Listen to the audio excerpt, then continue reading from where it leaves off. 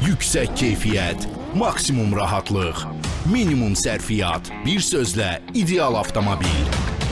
Axtardığın bunlardır, amma qərar vermək çətindir. İndiki və gələcək avtomobilini bizimlə daha yaxşı tanı. Car House həftə içi 5 gün 16:30-dan 17:30-a qədər Avto FM-də. WhatsApp 055 455 10 77. Axşamınız xeyir olsun dostlar. Avto FM-də Car House verilişinə qulaq asırsınız. Bu günləri biz studiyada tək deyilik və həmişə kimi sizi Əli Ağayevdə bir studiyadan salamlayan verilişin aparıcısı mənəm və bir saat boyunca sizinlə maraqlı bir mövzu ətrafında söhbət edəcəyik. Yollarda tıxacda da vaxtınızı səmərəli və əyləncəli, eyni zamanda qazanclı keçirmək istəyirsinizsə Car House verilişinə qulaq asın. Sponsorumuz Bizol Azərbaycandan gözəl bir hədiyyə sizi gözləyir. Mövzumuza gəldikdə isə mövzumuz nədir? Bu günləri biz Çin avtomobilləri və Alman avtomobilləri mövzumuzu belə qoymuşuq və sualım sizə belədir. Çin avtomobilləri avtomobil bazarında Alman avtomobillərini əvəz edə biləcəkmi? 055 455 1077 WhatsApp nömrəmizdir. Buyurun, yazın, səs göndərin, fikrinizi bildirin. Biz isə yavaş-yavaş qonaqlarımızla tanış olaq. Qonağımız təbii ki, bu günləri bilirsiniz, Teymur İsrafilov günüdür. Teymur bəy studiyadadır. Teymur bəy, hər vaxtını xeyir, salam. Hər kəs salamlayırıq, Əli bəy salamlayırıq, qonaqlarımıza salamlayırıq. Xoş oldu sizi yenidən görməyə. Siz sağ olun və mənim bugünkü qonaqlarım yolunu çoxdandır gözləyirəm. Təbii ki, iş sıxlığından və qrafikin çoxluğundan gələ bilmirdilər, amma nəhayət ki, vaxt tapdılar və bu günləri bizim verilişimizin qonağı Zeynal Əhmədov və Həsənli Nicatdır. Düz dedim? Təşəkkür edirəm. Buyurun, xoş gəlmisiniz hər biriniz. Çox sağ olun, təşəkkür edirəm. Avto FM bütün dinləyiciləri salamlayıram. Mən də təşəkkür edirəm. Nicat bəy, siz necəsiniz? Çox sağ olun dəvətə görə, çox sağ olun. Bütün dinləyicilərə salam deyirəm. Təşəkkürlər, minnətdaram. Biz bu günləri sualı buna görə qoydum ki, yəni belə fikirləşdik ki, Çin avtomobilləri artıq dünyada bir brend olaraq məşhurlaşıblar və bütün avtomobil dünyasını zəbt ediblər. Sözün yaxşı mənasında zəbt ediblər. Keyfiyyətinə görə, texnologiyalarına görə və Zeynal bəy ilə Nicat bəy də Haval qrupun satış və reklam menecerləridir. Düz demişəm də. Siz əsas marketinq meneceri. Reklam və texnik servisində. Və biz bu yaxınlarda sizin böyük bir təqdimatınızda olduq. Yeri gəlmişkən dəvətə görə də çox sağ olun. Çox möhtəşəm bir tədbiriniz keçdi və o tədbirdə Haval 500, Tank 500 hibrid modelinin təqdimatı oldu.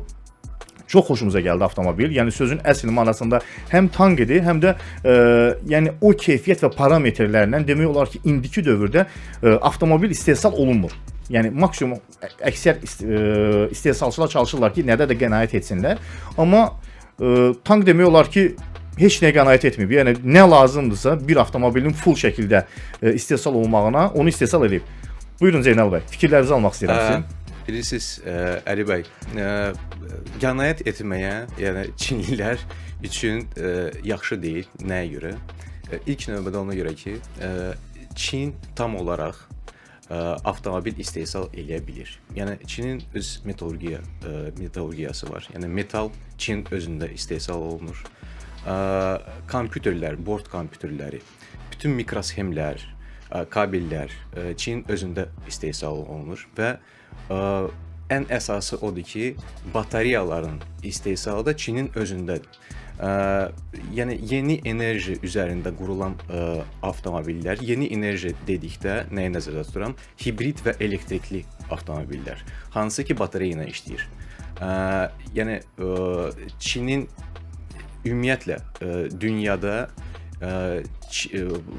deməli Çin 50%-dən çox batareya istehsal edir. Yəni bütün toplam dünyada istehsal olunan batareyaların 50% həcmi Çinin 50%-dən çoxu Çinin payına düşür. Çinin payına düşür və ona görə də yəni Çin 100% olaraq bütün ehtiyat hissələri yəni özündə yəni bu dövlət özü istehsal edir və ona görə də qənaət etməyə dəyməz. Nəyə görə? Çünki aparatura Çinin özündədir, metallurgiya özündədir, hər şey özündədir və avtomobilin maya dəyəri yəni çox rəqabətli çıxır. Yəni başqa Avtomobil brendlərə, dövlətlərə nisbətən? Bəli. O birisi brendlərə, o birisi ölkələrə baxanda Çin avtomobillərin qiyməti rəqabətə davamlıdır və mən hətta deyərdim ki, yəni digər dövlətlər hətta bu baxımdan rəqabət aparmağa çalışırlar, amma çox çətindir. Öhdəsindən gələ bilmirlər. Çətin. Cəmi bir reklam fasiləmiz var. Bizim bilirsiniz ki, reklamlar verilişimizin daxilində bir reklamımız olur. Gəlin həmən reklama qulaq asaq və yenidən efirə qayıdırıq. Dalğanı dəyişməyin. Avto FM-də cəmi bir reklam. Bir bank cashback taksit kartından Odalovlu bonus günləri 28 fevral 5 mart tarixlərində bir bank cashback taksit kartını onlayn əldə et. 1 aprelə kimi gül və kosmetika kateqoriyaları üzrə ilk 50 manat və üzəri bir dəfəlik ödənişində məbləğin 20 manatı kartına qayıtsın. Od çərşənbən hədiyyəli və mübarək olsun. Sifariş və məlumat üçün elə indi Bir Bank tətbiqi, birbank.az və kapitalbank.az saytlarına daxil ol.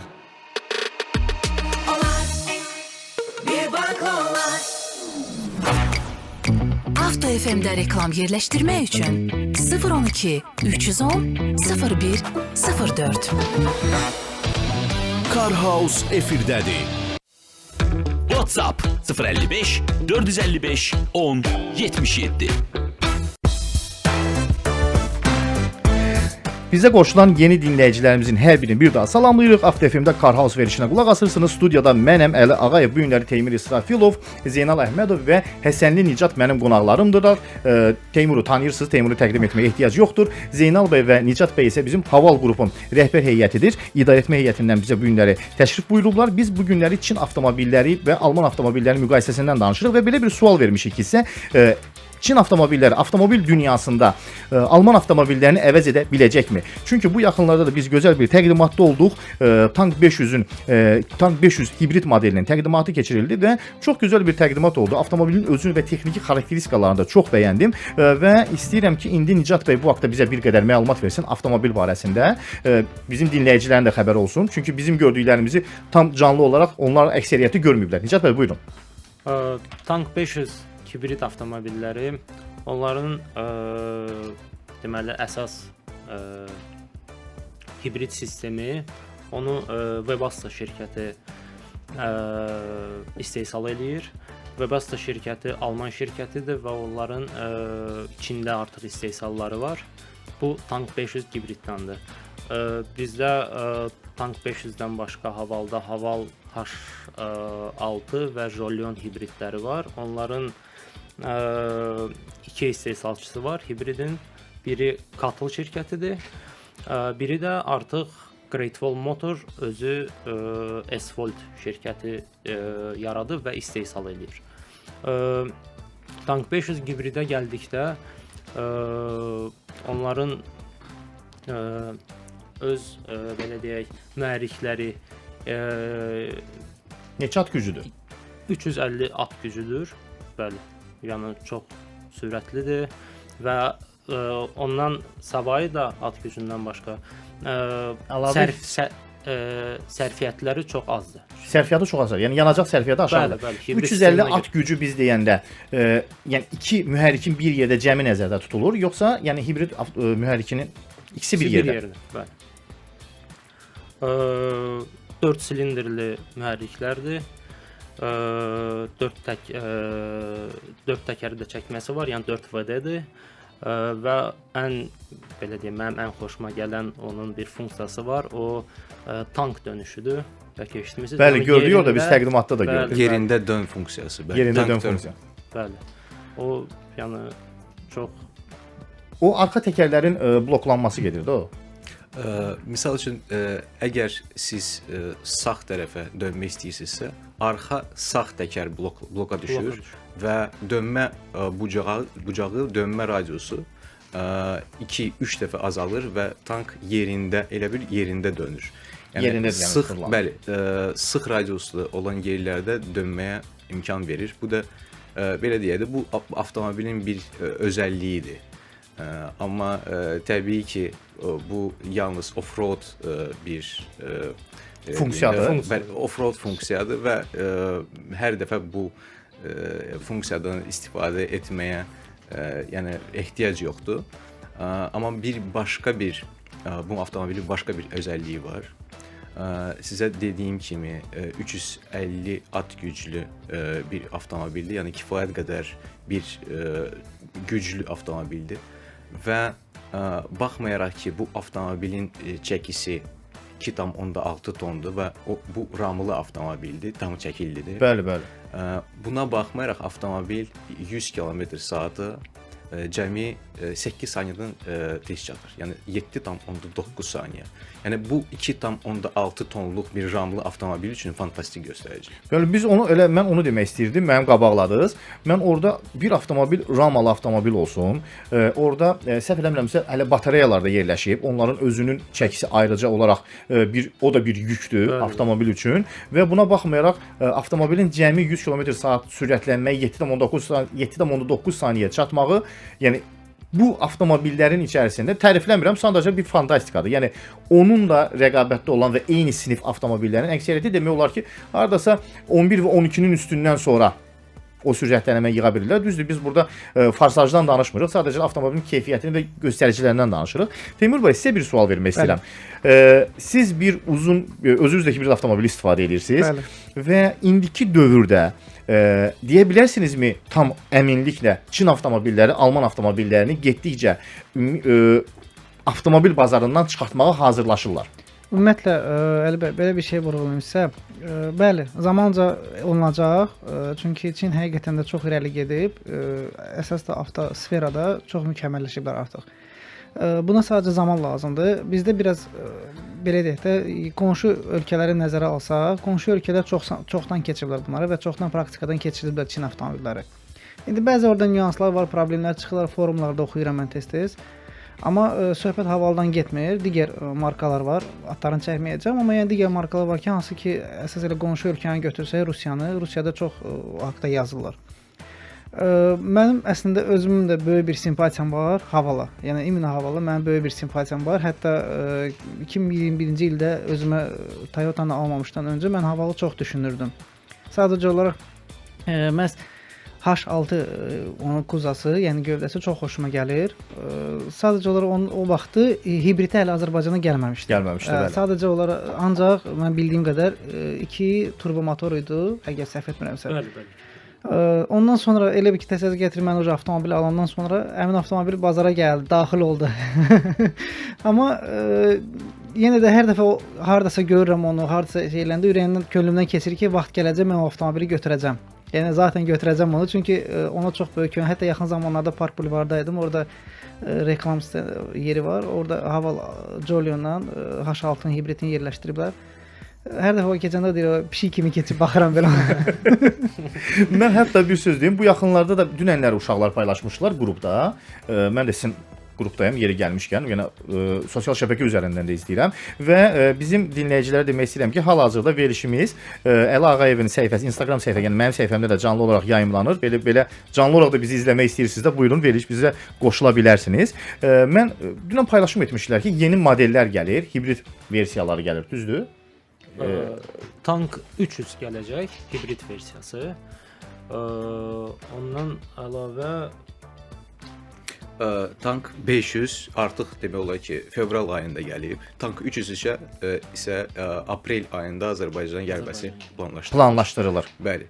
Bundan əlavə olaraq Great Wall Motor şirkəti, yəni bildiyiniz kimi Haval şirkəti bu Great Wall Motor şirkətinin bir qızıdır.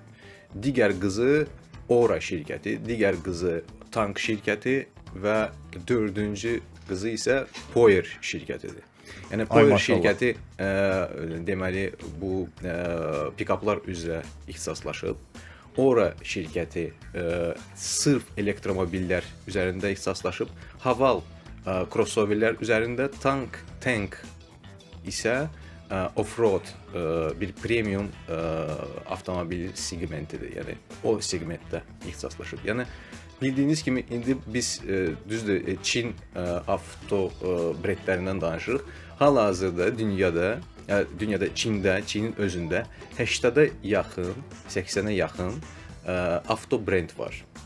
Çinin özündə 80-ə yaxın avtobrend var. Siz təsəvvür edirsiniz, bütün başqa dünyada o qədər avtobrend yoxdur. Biz bu barədə söhbətimizi davam edək. İndi reklamların vaxtıdır. Və dinləyicilər bildirmək istəyirəm ki, verilişimizin sponsoru Bizol Azərbaycandır. Bizol sürtgü yağları və avtomobil kimyəvi maddələri müasir Arman markasıdır. Şirkət 1998-ci ildə avtomobillər üçün ən yaxşı mühafizəni təmin etmək məqsədi ilə yaradılmışdır.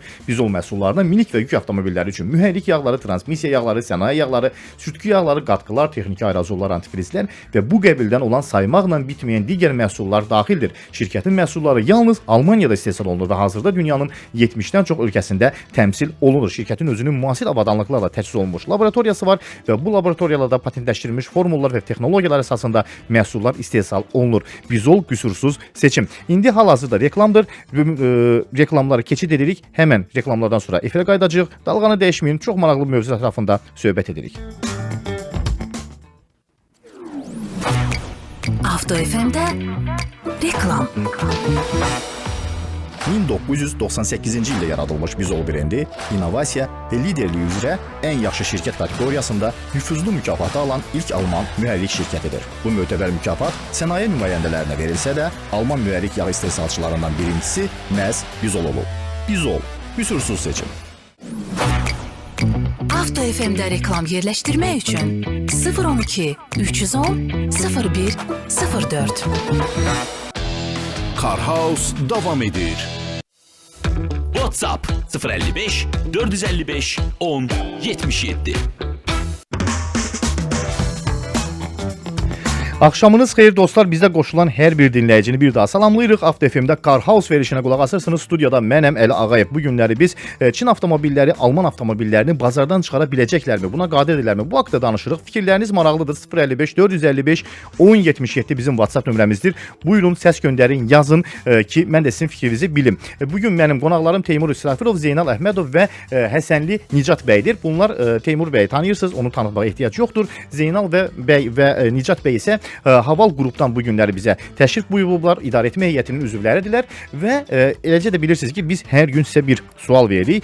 Sualı ilk düzgün cavablandıran şəxs Bizol Azərbaycandan gözəl bir hədiyyə qazanır. Sualım isə bu günləri belədir. Şüşə təmizləyəni ilk dəfə kim ixtira edib, neçənci ildə və harada? Çox sadə, elementar bir sualdır. Buyurun, düzgün cavabı yazın, göndərin. Çünki dünənləri sual vermişdim ki, şüşəsini ilk dəfə hansı şirkət avtomobilinə quraşdırıb? Qardaş, heç kəs cavab vermədi.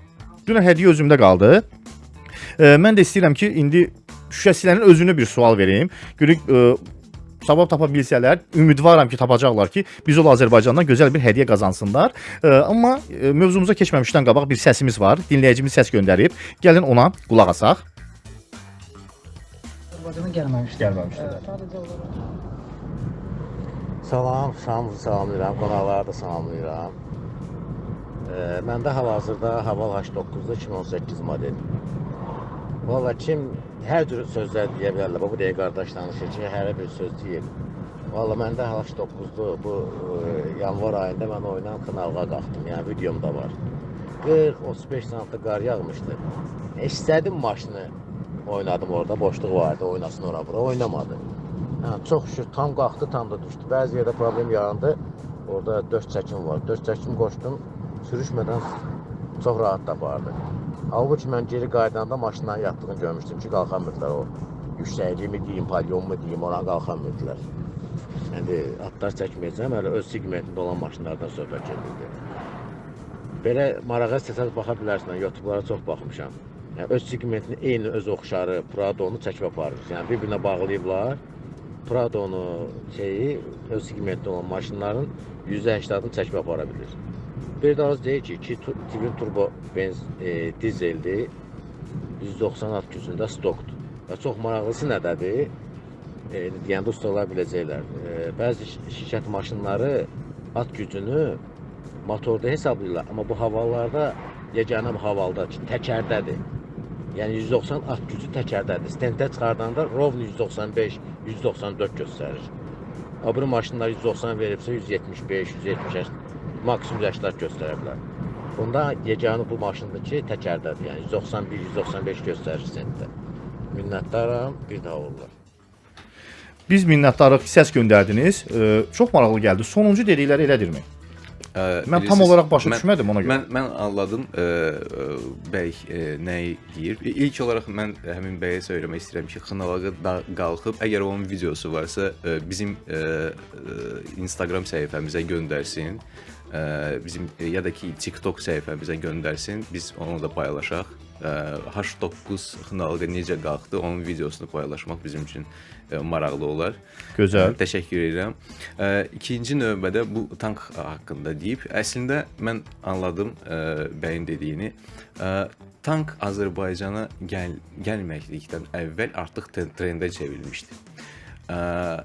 2022-ci il, 2021-ci ilin sonunda bu maşının prototipini Çində keçirilən showroomda göstərdilər. 2022-də isə sadəcə 7 gün ərzində Great Wall Motor zavodu bu avtomobilə 30.000 sifariş alıb. 30.000 7 gün ərzində. Bu Tank 500-ə. Bəli, Tank 500-ə deməli 7 gün ərzində 30.000 sifariş alıblar və YouTube-da da kifayət qədər videolar var. Hansında ki Tank 500 avtomobilin off-road funksiyaları göstərilib. Yəni orada tank yerində döyün funksiyasıdır, qumda, nə bilim ən çətin hava şəraitində, qarda, qışda, Monqoliyadan videolar var, Rusiyanın Sibirdən, Uraldan videolar var ki, həqiqətən böyük marağa səbəb olub və artıq YouTube-da da Tank 500 avtomobili bir trendə çevrilib və Azərbaycana gəlməmişdən əvvəl artıq məşhur idi. Bizə bir neçə ay... İlginin adını eşitdi, özünü görmə məsələsi. Bəli. İnsanlar eşidiblər, görüblər, internetdə görüblər və gözləyirlər ki, Bakıya nə vaxt gələcək.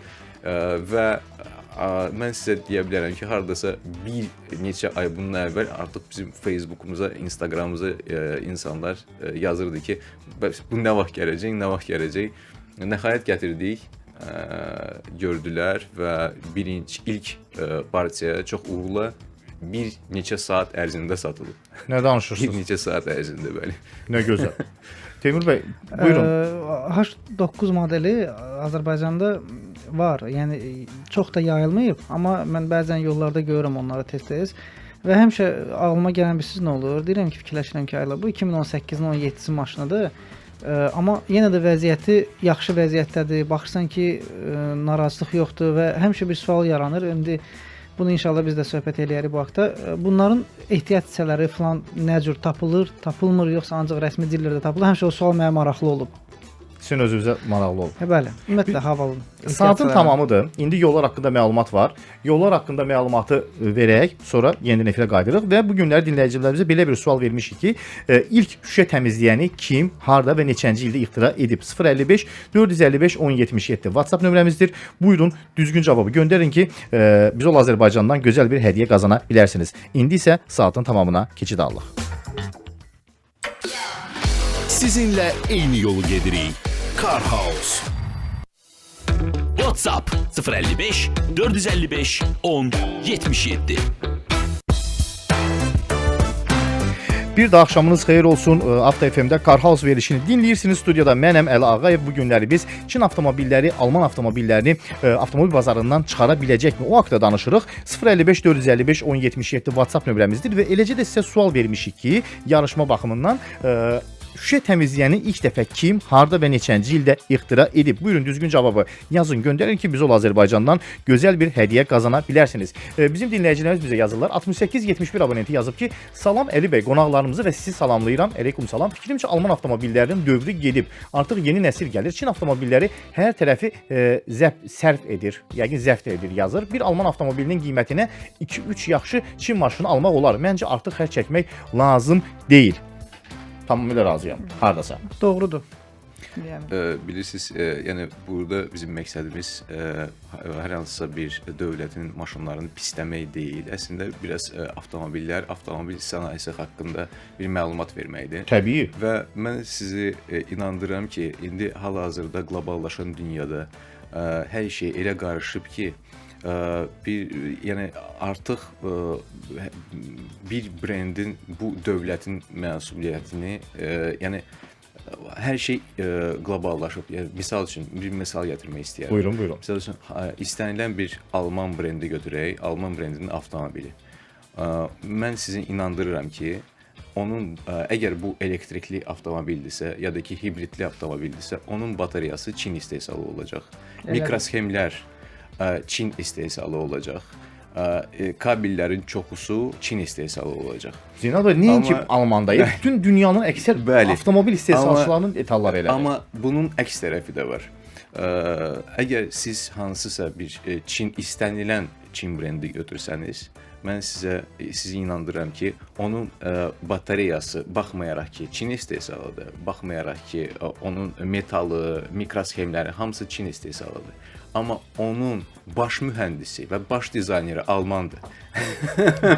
Yəni yəni ona görə də yəni bu avtomobil sənayesi artıq anlamaq olmur. Bu avtomobil hansı ölkənin istehsalıdır? Çünki dediyim kimi bütün detallar Çin istehsalıdır, amma baş mühəndis və baş dizayneri Almaniyadan, ya İsveçdən, ya Hollandiyadan, ya da ki İtaliyadan çox məşhur olan dizaynerlər var ki, hansılar ki gəlir və Çində çalışır. Təbii ki, bu necə baş verir? Ümumiyyətlə Çin avto brendlər iki istiqamət üzrə onlar inkişaf edir. Birinci istiqamət odur ki, onlar texnologiyanı Avropa brendlərindən ya da ki digər dövlətlərdən texnologiyaları və ya ümumiyyətlə zavodları və brendləri özlərini alır. Elədir. Bu birinci belə deyək də inkişaf vektorudur. İkinci inkişaf vektoru isə mühəndisləri gətirmək. Avropadan tanınmış mühəndisləri və dizaynerləri Çinə gətirirlər. Biz hətta keçən səfər üzr istəyirəm, biz Teymur bəylə bu haqda danışanda mövzunu, zaten bizim çox mövzularımız bu müzakirələrdən keçir, müqayisələrlə keçir. Biz danışanda ki, bəli, biz də bu mövzuya toxunmuşduq öz aramızda, efirdə yox. Deyəndə ki, bəs Teymur əksər Çin avtomobillərinin dizaynı oxşuyur, eləyir, yəni ki, yığılsa da gətirilir. Teymur da yaxşı bir söz işlətdi ki, deyir, həmən Çin zavodunun direktoru da Alman avtomobilində gəzir. Yəni Alman avtomobili dizaynını, yəni bunlar çox sevirlər. Tək orada yox, dünyada artıq belə deyim də, dizayn cəhətdən təzəlikcə Audi-nin rəhbərliyi belə onlar da keçdilər. Geely şirkətinə keçdi. Onu da eşitmişdik, yəni bilirik, düz deyirsiniz. Buyur. Ondan da əlavə olaraq tək siz onları deyirsiniz də Çin avtomobilləri vurğulayırsınız. Niyə uzağa gedirsiniz ki? Koreyan avtomobillərinin özündə də elədir. Kia'nın özündə də baş mühəndisi və dizayneri Almandır. Kia'nın da. Bəli. Yəni 2017-ci 18-ci ildən artıq dəyişilib və mühəndis Alman gəlib. Əgər siz diqqət etsəz, köhnə prototiplər Kia'ların tam fərqli bir formada, yəni çox bəyənməyən bir vəziyyətdə idilər. Amma son illərdə 2012-ci, 13-cü ildən başlayarkən demək olar ki, Kia'nın əksər modelləri, Hyundai modelləri bəyənir dizayn cəhətdən. Dizayn cəhətdən əlbəttə çox bəyənirlər, çox gözə yatımlıdır. Bəli, yəni ona görə bu dəqiqə biz çox dərinə getsək, qardaş dediyi kimi multi söhbətidir də. Yəni biri oradadsa, biri burdadır. Bəli, təbii ki, bu bəli. Dinləyicimiz yazıb bizə. Deməli 3822 abonenti yazıb ki, salam demək istəyirəm ki, Çin avtomobilləri yaxşıdır, amma bir əmması var. Texnologiyaları əladır, keyfiyyət isə o qədər də ürək açan deyil. Nə bilim, tam etibar edə bilmirəm. Ehtiyat hissələri cəhətdən də kasatçılıqdır. Hamısı tapılmır ya da rəsmi servis çox gec gətirir. Bu dinləyici də yazıb. Mənim ürəyimdəki olanı oxudum. Yəni mən də sırf o məqsədlə, yəni qardaşla belə bir söhbət eləyirdi burada. Yəni sırf məsələ ondaydı ki, etibar məsələsi söhbəti var. Nə qədər Azərbaycanda özünü doğruldub, doğrulmayıb və s. Yəni onun kimi o etimadı doğrultmaq var. Yəni bəli. Havalda da belədirmi ehtiyat hissələri? Teymur bəy də reklamdan qabaq bu sualı verdi. Sadəcə soram. Mövzu dəyişdi, mən cavab verə bilmədim. Buyurun Nicat bəy. Ehtiyat hissələri bizdə havalda servisdə yəni servis bu işə baxır və bunlar bütün ehtiyat hissələrimiz var. Bəli, olur ki, müştəri yaxınlaşır, hansısa ehtiyat hissəsi qutarıb, amma yəni biz də müştərilərimizə istəyirik ki, bizi başa düşsünlər. Çünki Çindən bura gətirmək, nəsə bir şeyi gətirmək biraz problemdir. Biz gərək gözləyək ki, orada bir deyək ki, samolyotla gətiririk və yaxud poyuzla, tirlə gətirirsə, orada bir məhsul yığılsın, sonra hamısı birdən gəlsin. Ona görə olur ki, biraz gözləmək Gecikmələr olur. Bəli, gecikmələr olur. Və olmazdı ki, bilirsiniz nə sual vermək istəyirəm? Yəni Stop. məhsul gəlməmişdən qabaq, onun hər hansı bir məhsulla bir yerdə, yəni model gələndə onun ehtiyat hissələrində hardasa ondan bir yerdə göndərsilər. O mümkün olmur. Təbii ki, yeni model gələndə ya da ki, elə bir modellər üçün hansı ki, Azərbaycanda çoxlu sayda satılır. Təbii ki, onların detalları toplu şəkildə artıq avtomobillə birgə detallar da gəlir. Hətta olur Avtomobil, avtomobildən bəli. qabaq da gəlir. Amma elə hallar olur ki, misal üçün mən bir misal gətirim. Hansısa modelin avtomobili ay ərzində 5 belə bir avtomobil qəzaya uğrayıb və öndən vurulub da. Yəni 5-i də öndən vurulub. Bir modelin 5 avtomobili. Bəli, misal üçün. Misal üçün, bəli, misal bəli. gətirmək istəyirəm. Bir avtomobil bir ay ərzində yəni eyni İstiqamət yerdən avariya uğrayıb və fara 4-ünə çatıb 5-cisinə fara çatışmayıb. Yəni elə hallar ola bilər. Amma təbii ki, bizim stok menecerlərimizin də əsas vəzifəsi odur ki, bizdə bütün detallardan kifayət qədər detalımız olsun və stoklarımızda olsun. Biz 90-95%-də elə bir problemlə yaşamırıq. Nə yaxşı. Bütün Çin brendləri haqqında bunu deyə bilmərəm. Siz öz brendinizə cavabdehsiniz. Bəli. Biz hal-hazırda cavab verə bilərik ki, 90-95% yəni stoklar bizdə həmişə olur. Olur. Zaman Bəli. lazım sadəcə Əli bəy. Yəni mənim fikrimcə buna bir zaman lazımdır. Çünki Çin avtomobilləri yeni Azərbaycana daxil olduğuna görə zamanca da stok da təmin olunacaq. Zaten necə ki digər markalarda artıq stok təmin olunur. Yəni Olunur. Yəni sözümü nəyə gətirirəm ki, Teymur bəy, artıq Haval belə deyək də bir brend uzun müddətdir Azərbaycandadır. Artıq o problemləri aradan qaldırmağa, yəni gözlərinin qarşısındadır deyə problemlər. Bu problemi aradan qaldırmağa artıq çalışıblar. Yəni stoklarımızda həmişə ehtiyac hissəsi tapılır. Amma digər məhsullar var ki, bayaq da dediniz ki, brendlər var ki, hələ də tapılmır. Yəni normalda bizim doktorumuz özü 4 ay gözlədi ki, onun ehtiyac hissəsi gəlsin Azərbaycana. Yəni modeli almışdı. Olur. Siz də bilirsiniz, avtomobil almısan, qəzadır, deyə bilmərsən axı. Tez keçə bilərsən, tez ehtiyac hissəsi gətirə bilər. Onu bilirəm. Səsimiz var. Gəlin səsə qulaq asaq. Dinləyicimiz səs göndərib. Bir söz demək istəyirəm. Çin avtomobil istehsal eləyir, özdə yəni 2 aydan bir model də buraxır demək olar ki. Yəni gəlin belə bir şey deyək də, yəni yenidir, 1 ildir, 2 ildir, 3 ildir. Yəni hələ cəmaət bilir ki, yəni ehtiyat hissələrindən hamı əziyyət çəkir, yəni alıb sürənlər yoxdur. Servisdə belə olmur. Bu bir ikincisi, gəlin belə danışaq. İstəyir 10 il keçsin, istəyir 20 il keçsin. Yəni heç bir vaxt Çin avtomobili gəlib Audi ilə, Mercedes ilə, Rolls-Royce ilə və yaxud GMC ilə, Cadillac ilə bör-börə dayanıb ona konkurent ola bilməz, rəqib ola bilməz. Yəni YouTube-da kifayət qədər videolar var ki, orada даже detallar çatmır bir-birinə, detal yumuşaqdır. Germetikanı vurublar, germetikanı əyri vurublar, detalların stıkları belə germetikasız qalıb. Bu göz qabağındadır. Hətta bir o qaz pedalının, çanqanın qaz pedalı qırılması buna dair video da var orada. Heç bir vaxt gəlib Alman avtomobilinin böyründə və yaxud da digər brendlərin böyründə bir belə deyim, konkurent kimi dayansın. Bu heç vaxt olmayacaq. Təşəkkür edirəm. Dəyərli izləyici, təşəkkür edirəm bizə səs göndərdiyiniz üçün, minnətdaram. Zeynal bəy, nə deyirsiniz? Yəni bəzi dediklərinə razıyam, amma brend avtomobillərə şamil eləmək istəmirəm. Çünki mən açığını deyim, dinləyici də məndə eşitdi söhbət. Yəni bu günləri Haval qrupdan bizə qonaq gəliblər. Biz nəyisə tərifləməliyik və ön qala çıxartmırıq. Yox, biz nə var onu danışırıq. Mən o təqdimatda oldum. Demək olar ki, bəlkə də açığını desəm düz 1 saat avtomobilin bütün o uzlaşmalarına, Rusça stık deyirlər də, salonda, xarici görünüşdə, yəni həm ban nömrəsində, həm gövdəsində olsun, həm salonda olsun, ideal vəziyyətdə hər şey hazırlanmışdı. Bəlkə də qardaşın dediyi hansısa ikinci dərəcəli brendlərə aiddir, ikinci avtomobillərə və yaxud da ki, olur da Çinlərdə bir şey olur ki, qabağa düşün, bir avtomobili istehsal edeyim, kütləvi istehsal edir, amma uzlaşmır da. Bəzi digər brendlər kimi, Rusiyanın digər brendləri kimi olur avtomobillərdə. Çinlərin özlərində daxili bazarına elə bir avtomobillər buraxırlar ki, yəni bizdə ümumiyyətlə yoxdur və heç bir ölkədə yoxdur. Amma öz keyfiyyətinə bələd olan bir maşınlardır. Bunu biraz sadəcə bunun üçün belə bir şey lazım deyil. Biraz oturub, yəni Google-da falan araşdırsaq görəcəyik və o markalar, modellər orada yazılıb, illərlə Çin bazarı onu işlədir. Qaldı ki, qardaşın o dediyinə görə, bəli, hələ ki onlar adı çəkdiyi markalarla üz-üzə gələ bilmir Kitay maşınları, amma zamanca o da olacaq. Mən biraz bu barədə danışmaq istərdim. Buyurun Zeynal. Hər şeyin o obyektiv və subyektiv yəni prичинаları vardır. Tərəfləri var.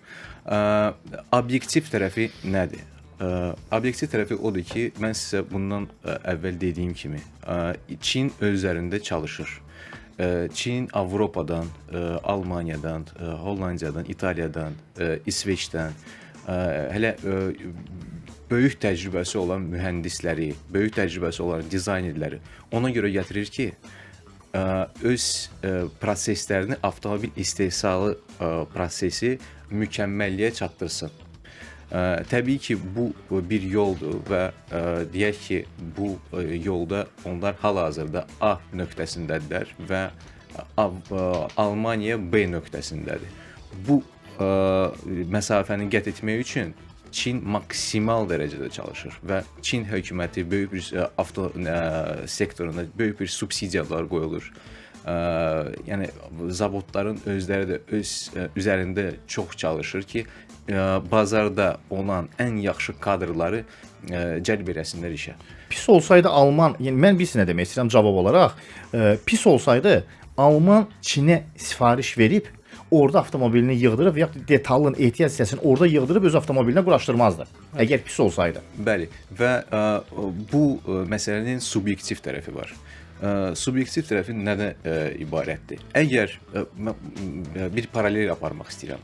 Əgər hər hansısa bir insan Real Madridin azarkeşidirsə, sən nə qədər desən ki, Barcelona daha gözəldir, o yenə də deyəcək ki, o olsun, mən Real Madridin azarkeşiyəm. Eynilikcə də bu avtomobil brend sektorunda kiminsə Alman avtomobili xoşuna gəlirsə, yəni uşaqlıqdan bunu görüb, arzu eləyib, artıq 40-45 yaşına çatanda ona demək ki, yox, bu yaxşı deyil, bu yaxşıdır. O artıq konservativdir, yəni öz fikirləri formalaşıb. Düzdür, bunu elədir. Dəyişməyə çox çətindir. Və yenə də görsə ki, qonşusu alıb, yenə də yaxşı, yenə də deyəcək ki, yox, bu mən istifadə elədiyim yaxşıdır. Hətta bir qüsur belə tapsa, deyəcək ki, gördünüz, mən sizə demişdim, bax, gördünüz, gəlsin. Bəli. Bəzi şeyləri görmür ya da görmək istəmir. O biz şeyləri görür və qabardır.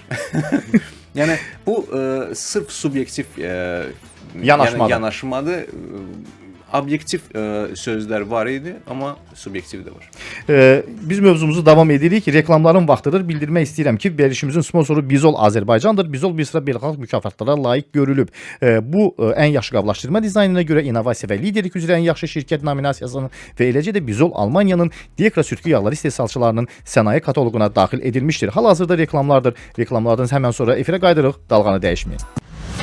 Car House reklamlardan sonra davam edəcək.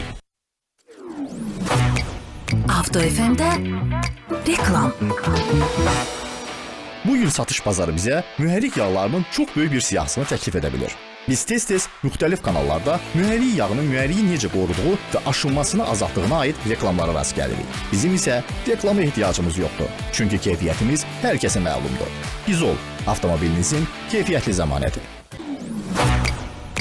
Avto FM'də reklam yerləşdirmək üçün 012 310 01 04. İctimai yerdə yüksək səslə danışma. Unutma ki, tək deyilsən. Digər insanların istirahətini pozma. Onları narahat etmə. Sən cəmiyyətin bir üzvüsən. Egoist olma. Ətrafdakıları da düşün. Hər şey səndən başlayır. Sən nümunə ol. Digərləri də dəyişsinlər. Azərbaycan gəncləri və idmançıları tövsiyə edir. Car House davam edir. WhatsApp 055 455 10 77.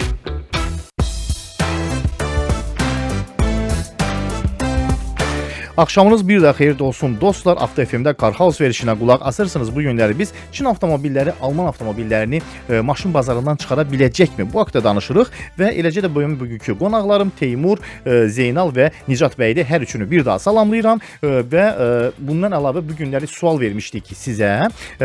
İlk dəfə şüşə silənləri kim, neçənci ildə və harda ixtira edib? Düzgün cavabı artıq yazan var. Samir Həsənovdur. 1585 abonenti. Təbrik edirik onu. Düzgün cavab Mary Anderson 1902-ci ildə New Yorkda və deyəsən Zeynal bəy, bayaq biz sizlə danışanda bunu bildirdik.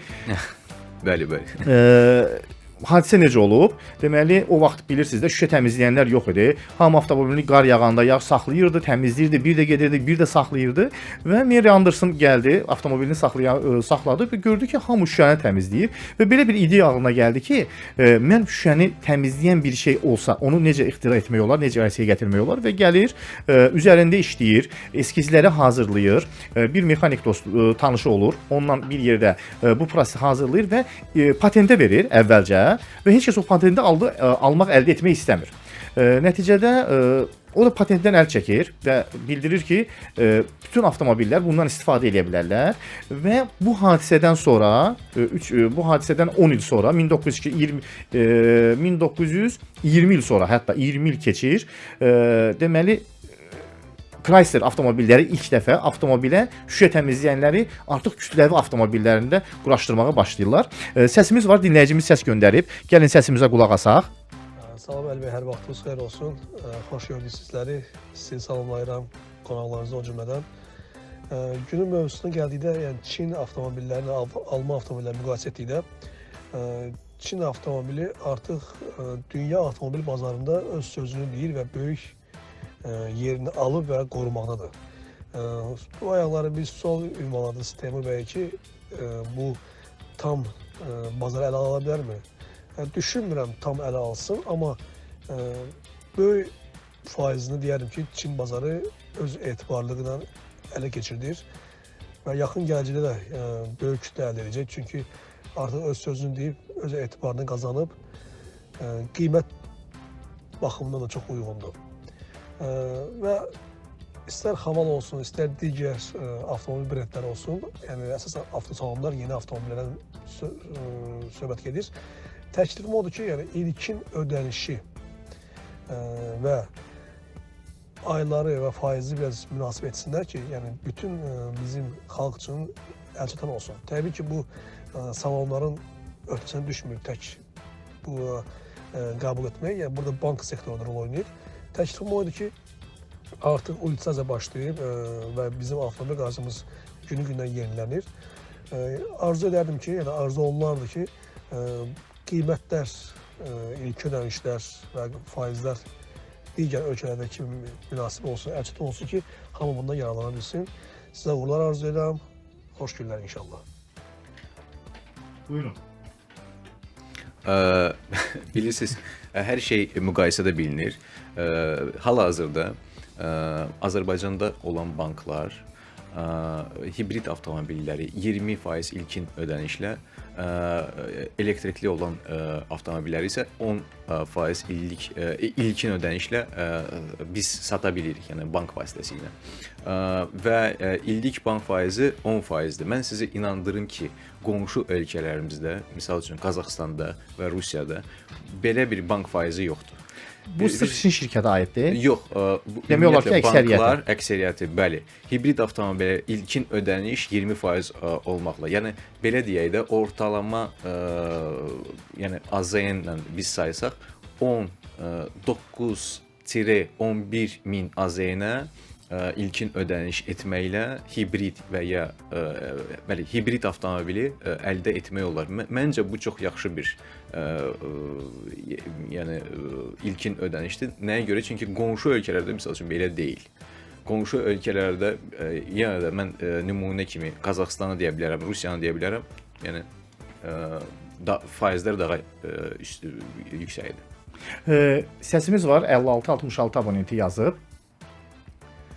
Salam Əli bəy, sizi və qonaqlarımızı salamlayıram. Bugünkü qonaqlarınız tam ürəyimiz oldu, nə gözəl. Çünki Haval Darq avtomobilini maraqlanıram, çox bəyənirəm o cümlədən.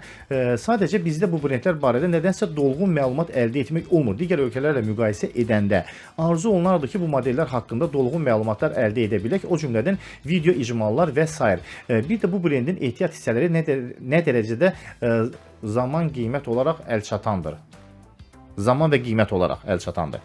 Zaman və qiymət olaraq. Yəni yəqin ki, gətirməyi bayaq dedi. Bəli. Onu bildir. Yəni Haval Darqonun ehtiyat hissələri, yəni günü bu gündə bizdə var. Mən onu deyə bilərəm ki, mən bir aya yaxın Haval Darqo avtomobili sürdüm. Mənə çox xoşuma gəldi. Yəni 4 çəkən bir avtomobildir, 211 at gücü və kifayət qədər həm şəhərdə, həm də ki off-roadda özünü rahat hiss edə biləcək bir avtomobildir. Qiyməti də münasibdir, mən deyə bilərəm ki. Qiyməti də münasibdir. Bəli. Salam, hər vaxtınız xeyir, hörmətli aparıcılar. Çox gözəl bir mövzuya toxunmusunuz. Mən özüm də bu Çin istehsalı olan maşınlarda istifadə etmişəm vaxtilə. Deməli, məndə olub K5 modeli. Mən sizə öncədən qeyd edeyim ki, Transformer 4 filmi bu modelin əsasında çəkilib. Yəni maşın çox gözəl. Yəni mən deməzdim ki, bu Çin istehsalıdır. Onun bütün alt ehtiyat hissələri hamısı BMW Semyorka deyirik də biz. BMW'nin bütün detalları onun üstündə demək olar ki 90% həkk olunmuşdur. Yəni bir belə an belə mən 18 ay mən o maşını sürdüm, o məni bir an incitmədi. Yəni məndən öncə də dinləyici dedi ki, onları yəni brend modellərlə yan-yana qoymaq olmaz, amma ki mən ona tamamilə razıyam. Amma Çin istehsalı olan maşınlar da var ki, yəni öz sözünü avtomobil bazarında deyə bilir. Çox sağ olun dinlədiyinizə görə. Siz sağ olun ki, səs göndərdiniz, minnətdaram. Zeynal bəy, bu avtomobil barəsində deyirlər, Teymur bəyin başı qarışıqdır. Ətraflı şəkildə bizi lentə alır, təşəkkür edirəm, ay Teymur.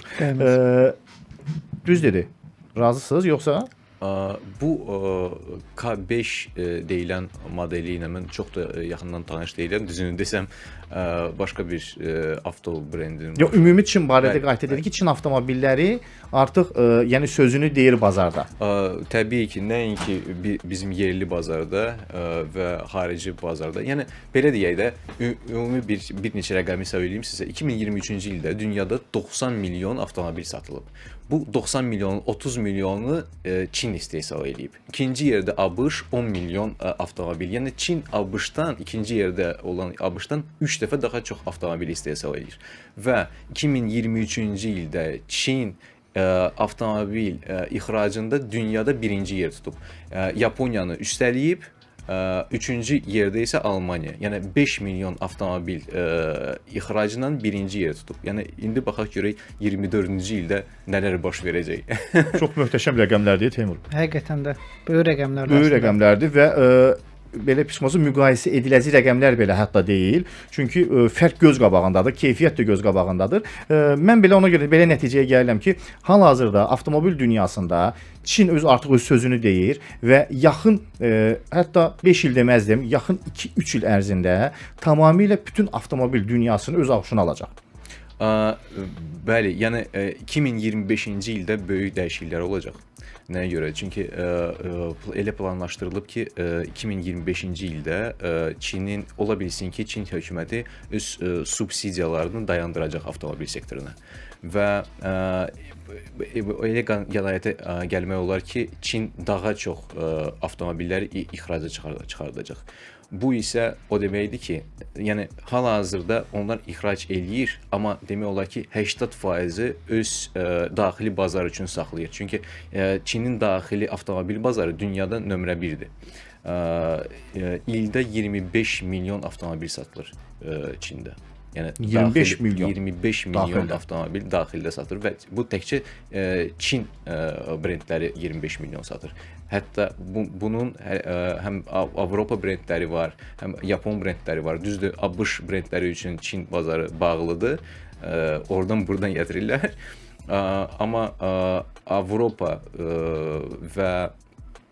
Amma Avropa Çin brendləri üçün açıqdır hal-hazırda. Amma onlar çox da o istiqaməti getmək istəmirlər. Onlar istəyirlər ki, daha çox Cənubi Amerika istiqamətini getsinlər, Avstraliya istiqamətini getsinlər. Tayland, Laos, Hindistan çox böyük bir bazardır hal-hazırda dünyada. Rusiya onlar üçün çox maraqlı bir bazardır və eləcə də yaxın şərq ölkələri təbii ki. Vaxtımız artıq bitib. Demək olar da əlavə də 5 dəqiqə qopardıq. Sağ olsun bizim prodüser və minnətdarlığımızı bildiririk Ülvan bəyə. Mövzu dayanmadan biz bu haqda danışa bilərik və belə pis çıxmasın danışdıqca da həm özüm mövzumuz da genişlənir və saatlarla bu mövzu ətrafında biz diskussiya edə bilərik. Təbii ki, mən sizi yenə də qonaq gözləyirəm hər birinizi. Vaxt tapın, heç olmasa ayda 1 və 2 dəfə gələn qonaq bu ətrafda diskussiya eləyək, danışaq. Hər birinizə minnətdaram gəldiyinizə görə. Çox sağ olun. Teymur sizə də minnətdaram. Zeynal və sizə Çox sağ olun. Çox sağ olun. Son olaraq nə söz bildirmək istəyirsinizsə buyurun və verişi yekunlaşdıraq. Dəvətiniz üçün çox sağ ol yenidən və növbəti efirlərdə yenə də görüşərik. Bugünkü efirimiz həqiqətən də çox maraqlı keçdi. Qonaqlarla da maraqlı söhbət etdik. Efirdən sonra davam edəcəyik söhbətlərə. Mütləqi danışacağıq. Zeynal bəy, minnətdaram sizə. Çox sağ olun, təşəkkür edirəm. Mövzu çox ətraflı idi. Hamısını danışa bilmədik, amma ümid edirəm ki, növbəti görüşlərdə dinləyicilər maraqlı olub. Həm dinləyicilərə, həm mənim özümə və eləcə də növbəti görüşlərdə sizi mütləq gözləyirəm ki, mövzumuzu davam edək. Çox sağ olun. Dəvətinizə görə çox sağ olun. İnşallah gələcəkdə yenə də bu söhbəti davam edəcəyik. Mütləqi. Bəli dostlar, bu günləri biz Çin avtomobilləri və Alman avtomobillərinin fərqi və Çin avtomobilləri Alman avtomobilləri avtomobil dünyasında çıxara biləcəkmi? Bu haqqda danışdıq. Mövzumuz çox geniş oldu. Səslər və təkliflər gəldi. Sabahları eyni vaxtda, eyni məkanda eşidənədək özünüzdən müğayət olun. Sabaha qədər. Yüksək keyfiyyət, maksimum rahatlıq, minimum sərfiyyat, bir sözlə ideal avtomobil. Axtardığın bunlardır, amma qərar vermək çətindir. İndiki və gələcək avtomobilini bizimlə daha yaxşı tanı. Car House həftə içi 5 gün 16:30-dan 17:30-a qədər Avto FM-də.